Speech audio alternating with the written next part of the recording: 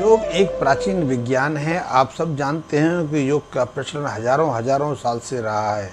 योग के दो रूप रहे हैं, दो प्रकार रहे हैं। एक तो पतंजलि, महर्षि पतंजलि ने जो अष्टांग योग का संवाद किया है, अष्टांग योग का संग्रह किया है, योग का एक वो रूप है। और इस अष्टांग योग के 8 रूप रहे हैं। 8 बहुत महत्वपूर्ण नियम हैं। इसमें यम नियम, आसन, प्राणायाम, प्रत्याहार, धारणा, ध्यान, समाधि, ये 8 जो योग हैं, योग के अंग हैं, बहुत महत्वपूर्ण हैं। इसके जो पहले 4 जो नियम हैं, पहले जो 4 नियम हैं वो शारीरिक स्वास्थ्य के लिए हैं। यदि स्वस्थ रहेंगे तो हम जीवन के बहुत सारे विविध कार्यों को अंजाम दे सकेंगे। शरीर स्वस्थ नहीं है तो हमारे लिए संसार निरर्थक हो जाता है, संसार का कोई महत्व नहीं रहता। तो जो अष्टांग योग के जो 4 पहले अंग हैं वो हमारे शारीरिक स्वास्थ्य के लिए हैं, शारीरिक अंगों को सक्रिय रखने के लिए हैं, अपनी निरोगता को पाने के लिए हैं, रोगों से निवृत्ति के लिए हैं। लेकिन आज देखा जा रहा है कि ज़्यादातर जो लोग हैं योग के 2 अंगों पर ही काम करते हैं। एक है आसन, दूसरा प्राणायाम। प्राणायाम पर भी क्रियाएं तो हम कर लेते हैं, लेकिन प्राणायाम के गूढ़ जो रहस्य हैं, जो उसके तत्व की जो विशेषता हैं, उन पर ज़्यादा ध्यान नहीं देते। इसलिए किसी भी ऋतु में कोई भी प्राणायाम किसी भी रूप से कर लेते हैं। इसीलिए एक ही प्राणायाम के कई रूप भी सामने आ गए हैं। लेकिन प्राणायाम बहुत सूक्ष्म क्रिया है, इनका हमारे शरीर पर बहुत गहरा प्रभाव पड़ता है। ये तो पतंजलि के अष्टांग योग की बात हुई, लेकिन मैं जिस पर आज बात करने वाला हूँ वो हठ योग है। हठ योग भी योग का एक नया मार्ग है, एक प्राचीन मार्ग है, एक अनूठा मार्ग है। और इस हठ योग के जो प्रथम प्रवर्तक रहे हैं वो महर्षि गरुड़ रहे हैं।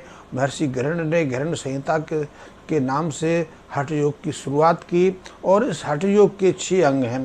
पतंजलि अष्टांग योग का 8 योगों का संग्रह है, तो गरुड़ संहिता में 6 अंगों की बात की गई है। इसमें शुरुआत जो है वो शुरुआत हठ से की गई है, यानी कि श्वास को नियंत्रित करने से की गई है।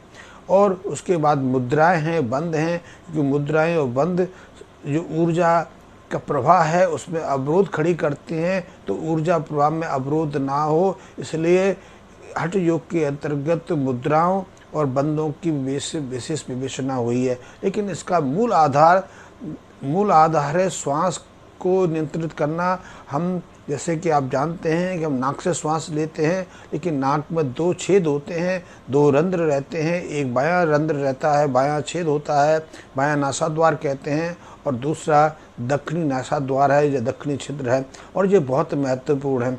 अभी तक स्वास्थ्य विशेषज्ञ इस चीज़ पर ज़्यादा केंद्रित नहीं हो पाए हैं या ज़्यादा ध्यान नहीं दे पाए हैं, लेकिन बहुत जगह ऐसा कार्य हो रहा है। अभी कुछ वर्ष पूर्व टोक्यो जापान में भी श्वास के इस विशेष जो स्वर हैं, सांस के जो विदेश केंद्र हैं, इनको लेकर बहुत गहन अध्ययन अनुसंधान का कार्य हुआ। इसी तरह यूरोप के कई संस्थाओं में इस पर कार्य हो रहा है, और उससे बहुत चमत्कारिक, बहुत विस्मयकारी परिणाम मिले हैं। लेकिन योग शास्त्र तो हजारों सालों से कहता रहा है कि हम जब दाहिने स्वर से, दाहिना नासाद्वार से श्वास लेते हैं तो शरीर की एक अलग गति रहती है, और जब बाएं नासाद्वार से हम श्वास लेते हैं तो शरीर एक अलग स्थिति में रहता है। वैसे आपने भी अनुभव किया होगा कि आप दिन भर श्वास लेते हैं, आपको लगता है कि आप दोनों नाकों से एक समान श्वास लेते हैं, लेकिन श्वास की ये गति तो हर घंटे 1.5 घंटे में बदलती रहती है। कभी आप बाएं नासाद्वार से ज़्यादा श्वास लेते हैं तो दाहिना नासाद्वार, दाहिना जो नासिका है वो बंद सी रहती है, या उससे कम मात्रा में श्वास लेते हैं, या फिर एक परिवर्तित स्थिति आती है इसमें बायां नासाद्वार तो थोड़ा सा बंद सा लगता है, लेकिन आप श्वास की जो प्रक्रिया है अपने दाहिने नासाद्वार से जारी रखते हैं। लेकिन कभी कभी बीच में एक अलग स्थिति आ जाती है, और वो स्थिति होती है कि दोनों नासाद्वार से एक समान श्वास लेना। वैसे ये सामान्य ग्रस्त के लिए, सामान्य मनुष्य के लिए ये सहज स्थिति नहीं है। सामान्य मनुष्य के लिए तो कभी बाएं नासाद्वार से श्वास लेना, कभी दाहिने नासाद्वार से श्वास लेना, यही क्रम चलता है। और इसी को लेकर हठ योग की स्थापना हुई है। हठ योग का मूल आधार जो ये श्वसन, जो श्वास की दर है, श्वास की जो गति है, उसको नियंत्रित करके शरीर को परिवर्तित करना है। पतंजलि योग के जो मैंने आपको बताए जो 4 अंतिम अंग हैं जो प्राणायाम से शुरू होकर समाधि तक जाते हैं, उसमें मुख्य जोर होता है कि मानसिक वृत्तियों को शांत करना, मन के विचारों को शिथिल करना, मन में निर्विचारता का भाव लाना, यानी थॉटलेस स्टेज की प्राप्ति करना।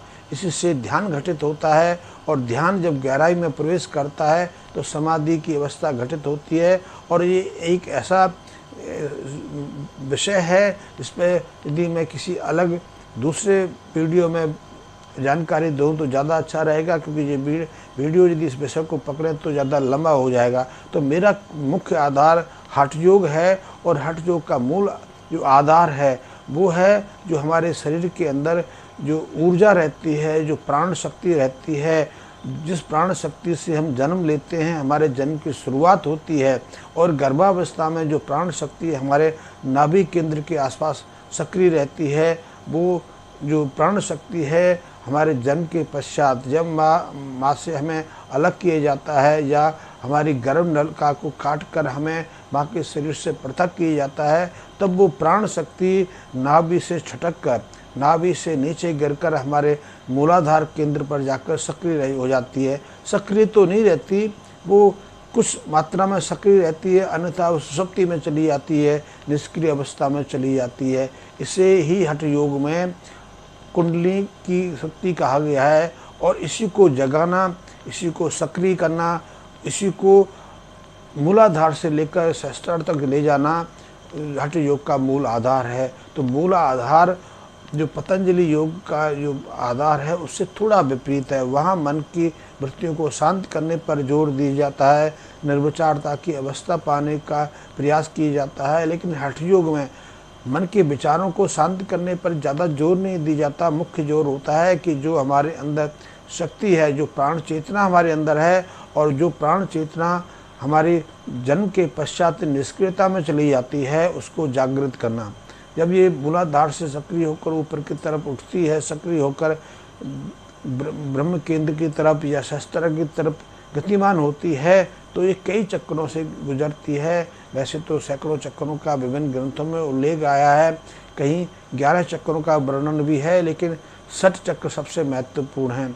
ये 60 चक्र जो हैं हमारी शरीर और अतीन्द्रिय शक्ति के भी केंद्र हैं, क्योंकि इन जब 60 चक्रों से होकर जो हमारी जो प्राण शक्ति है, प्राण ऊर्जा है, जब गुजरती है तो उन केंद्रों पर आकर शरीर और हमारी जो अंतस की शक्तियाँ हैं बहुत नज़दीक में होती हैं। इसलिए या तो शरीर उस समय शरीर हमारी बहुत अच्छी स्थिति में रहता है, या फिर हमारी शरीर तो निष्क्रियता में रहता है लेकिन अतीन्द्रिय शक्तियाँ जागृत हो जाती हैं, क्योंकि हमारे पास अंतस की जो शक्ति हैं, अतीन्द्रिय शक्तियाँ हैं, उनका भी एक बड़ा खजाना, एक बड़ा संग्रह हमारे साथ रहता है। क्योंकि हमारी जो प्राण शक्ति है वो तो अनंत जन्मों से गुजरते हुए हमारे शरीर में अवतरित होती है और हमारे जन्म की प्रक्रिया तो सतत चलती रहती है। तो उसके पास ज्ञान विज्ञान का एक विशाल कोश रहता है।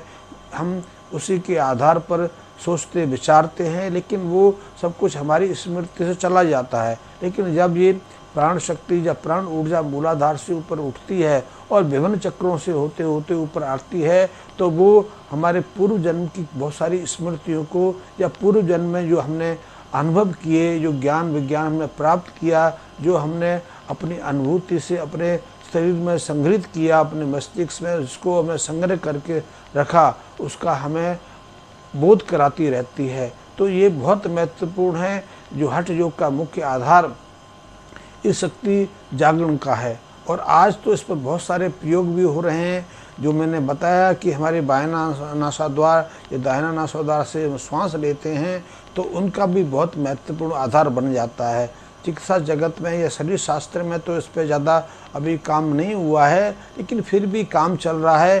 दुनिया भर की बहुत सारी यूनिवर्सिटी और रिसर्च सेंटर, खास करके जो परामानसिक जो विषय पर अध्ययन अनुसंधान का कार्य करते हैं, पैरासाइकोलॉजी पर जिनका मुख्य आधार और केंद्र है, वो इस विषय पर बहुत गहनता से अध्ययन कर रहे हैं। क्योंकि जो हम बाएं नासाद्वार से श्वास लेते हैं तो उसका संबंध इड़ा नाड़ी से हो जाता है। इड़ा नाड़ी एक ऐसी नाड़ी है जो हमारे जो बाएं नासाद्वार से शुरू होकर मूलाधार के बाईं तरफ जाकर समाप्त होती है, या फिर हम कहें कि मूलाधार से शुरू होकर बाएं नासाद्वार पर आके समाप्त होती है। इसकी एक विपरीत नाड़ी भी है जिसको पिंगला कहते हैं। इसका आधा या तो हम कहें मूलाधार के दक्षिणी तरफ से रहता है, या फिर कहें दक्षिणी नासाद्वार से शुरू होकर ये इसका अंतिम सिरा जो हमारा मूलाधार है, मूलाधार केंद्र है, उस पर जाकर समाप्त होता है। लेकिन तीसरी नाड़ी, जब ये दोनों सुर सम चलते हैं, एक समान चलते हैं, तो एक तीसरी नाड़ी भी सक्रिय हो जाती है। तो वो नाड़ी तो मूलाधार केंद्र से जागृत होती है, वहाँ से निकलती है, और ये हमारे नासाद्वार में समाप्त नहीं होती, हमारे नासाद्वार में आके रुकती नहीं। इसका दूसरा सिरा ब्रह्म सहस्त्रार्थ या ब्रह्म केंद्र तक जाता है। इसीलिए इसको ब्रह्म ऊर्जा की मुख्य प्रवाह नाड़ी कहते हैं। इसका अपना महत्व है। वैसे योग शास्त्र में तो 72,864 नाड़ियों का जिक्र आया है, लेकिन 3 नाड़ियों को अपने महत्वपूर्ण चुना है। तो इन 3 नाड़ियों को नियंत्रित करना, इसके माध्यम से सुर को प्रभावित करना, ये हठ योग का मूल आधार है। और हठ योग शब्द इसी से बना है, क्योंकि हठ योग में जो हा शब्द आया है वो हमारी दाहिनी नासाद्वार की जो श्वसन है उससे आया है, और जो हा है, हठ है, ठा जो है वो बाएं नासाद्वार से आया। और ये बहुत महत्वपूर्ण है। अब तो अध्ययनों से या शारीरिक जो स्वास्थ्य विज्ञान में जो अनुसंधान हो रहे हैं, उनसे भी इस बात का प्रमाणिकता मिलने लगी है कि हमारे नासाद्वार के जो स्वर हैं हमारे शरीर की विभिन्न परिस्थितियों में किस तरह बदलते हैं। कई बार हम शारीरिक रूप से पीड़ित होते हैं, कई तरह से रोगों से पीड़ित हो जाते हैं, हमारे शरीर के अंदर शारीरिक शिथिलता रहती है, या हमारी मनोवृत्ति में परिवर्तन आता रहता है, तो उसका प्रभाव भी हम जो नाक से श्वास लेते हैं उसकी गति पर आता है। इससे श्वास की गति भी बदलती है, श्वास की लय में परिवर्तन होता है, और हम जो बाएं नासाद्वार से या दाहिना नासाद्वार से श्वास लेते हैं उसमें भी परिवर्तन आता है।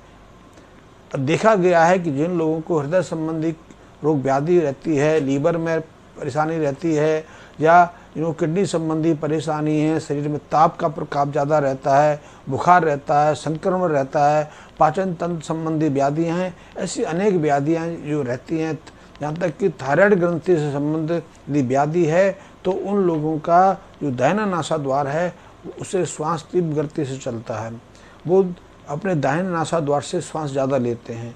इसके विपरीत जो मानसिक रूप से परेशान रहते हैं, जो चिंतित ग्रस्त रहते हैं, जिन्हें डर और वहम का रोग रहता है, जो आत्मग्लानि से भरे रहते हैं, किसी तरह का निर्णय नहीं ले पाते, जीवन में बार बार असफल होते रहते हैं, उन लोगों का बायां नासाद्वार ज़्यादा सक्रिय रहता है। वैसे ये दोनों केंद्र जो हैं, जो नाक के दोनों जो द्वार हैं, ये मस्तिष्क के विभिन्न केंद्रों से संबंधित रखते हैं, इसलिए इनका संबंध मस्तिष्क की क्रियाओं के साथ भी रहता है। यदि हमारा दाहिना नासाद्वार सक्रिय है तो हम उत्तेजित अवस्था में रहते हैं। ऐसे लोग बात बात पे क्रोधित हो जाते हैं, उनका क्रोध पे कोई नियंत्रण नहीं रहता, क्रोध के आवेश में वो गाली लड़ाई झगड़ने पर उतर आते हैं, मारपीट करने लगते हैं। यहाँ तक कि जो आतंक टाइप जो समाज के असामाजिक तत्व रहते हैं, जिनको लड़ने मरने हत्याएँ करने में ज़्यादा रुचि रहती है, उनकी न केवल दाहिने नासाद्वार से ज़्यादा तीव्र गति से श्वास लेते हैं, उनकी श्वास की लय भी अलग होती है। वैसे यदि कुछ लोग इस पर शोध करना चाहें तो ये बड़ा विज्ञान है। आज आधुनिक कई संस्थाएं इस पर चिंतन मनन करने लगी हैं कि श्वास के माध्यम से अपराधी पहचाने जा सकते हैं, या श्वास की गति को नियंत्रित करके हम शारीरिक व्याधियों से बाहर आ सकते हैं। कैंसर तक का संबंध श्वास के इन स्वरों से जुड़ा जाने लगा है, और इस पर बहुत तरह के कार्य भी हो रहे हैं। तो हठ योग का मुख्य आधार जो है, जो नाक के दोनों सुर हैं जिनसे हम श्वास ग्रहण करते हैं और छोड़ते हैं, उसको नियंत्रित करना है। कि यदि हम इसको नियंत्रित कर लेंगे, इनको नियंत्रित करके हम अपनी श्वास को सहज बना लेंगे, या श्वास हम इड़ा पिंगला की बजाय सुषुम्ना से लेना शुरू कर देंगे, तो न केवल हम निरोगता को पालेंगे, स्वस्थ शरीर की अवस्था को ग्रहण कर लेंगे। शरीर में यदि किसी तरह की विकृति या व्याधि पैदा होने लगी है तो उससे भी मुक्ति पा लेंगे। ये आधार हैं स्वस्थ शरीर पाने का, निरोगता को पाने का, यहाँ तक कि दीर्घ जीवन को पाने का। जीवन में सफलता असफलता का प्रभाव भी इन केंद्रों के साथ भी रहता है। वैसे चिकित्सा विज्ञान अभी इस पर ज़्यादा कुछ कर नहीं पाई है कि चिकित्सा विज्ञान के लिए तो नाक से श्वास लेना ही महत्वपूर्ण है, लेकिन नहीं, श्वास की गति के माध्यम से हम मन और विचार को नियंत्रित कर सकते हैं। यहाँ तक कि हम बौद्धिक क्षमता में वृद्धि कर सकते हैं और बहुत सारे जो नवीन आविष्कार हैं इस पर हम गहन चिंतन मनन करते रहते हैं, लेकिन उसके अंतिम परिणाम तक नहीं पहुंच पाते। क्योंकि बहुत सारे लोग हैं जो अध्ययन अनुसंधान के कार्य में लगे रहते हैं, या बहुत सारे विद्यार्थी हैं जो पढ़ते तो बहुत हैं लेकिन जिन्हें स्मरण नहीं रह पाता, जिनकी स्मृति में वो विषय ज़्यादा समय तक टिक नहीं पाता, या कठिन विषय को याद रखना इनके लिए मुश्किल होता है। लेकिन उस समस्या का समाधान भी हम श्वास की इन गतियों के माध्यम से सहजता से कर सकते हैं। इस पर कई तरह के अनुसंधान कार्य चल रहे हैं और इस पर भारत में तो अभी ज़्यादा नहीं है, क्योंकि भारत में जो योग सिखाते हैं, योग पर जो कार्य करते हैं, उनका मुख्य आधार अध्ययन या अनुसंधान का नहीं है। उनका महत्वपूर्ण जो कार्य रहता है वो अपना व्यवसाय चलाने का रहता है। इसलिए ना तो वो गहराई में जाते हैं। हठ योग को उनके लिए सिर्फ एक हठ योग का नाम है, लेकिन हठ योग तो एक विषय है, बहुत गहरा विषय है, और जितना हम इसमें उतरेंगे, जितना हम इसमें डुबकी लगाएंगे, उतने ही इसके रहस्यों को प्राप्त कर पाएंगे। पतंजलि का योग एक अलग मार्गदर्शक है। हठ योग जो ग्रहण संहिता है, ग्रहण ऋषि का योग की प्रक्रिया है, वो एक अलग है। और ये ऐसे विस्तृत विषय हैं जिन पे हम कई दिन तक बहुत कुछ कह सकते हैं, बहुत कुछ विचार विमर्श कर सकते हैं। इनके बहुत सारे जो अनुसंधान कार्य दुनिया भर में हो रहे हैं, इन पर चर्चा कर सकते हैं। लेकिन ये विषय आगे ना बढ़ा तो मैं इस विषय को ये समाप्ति करता हूँ। धन्यवाद।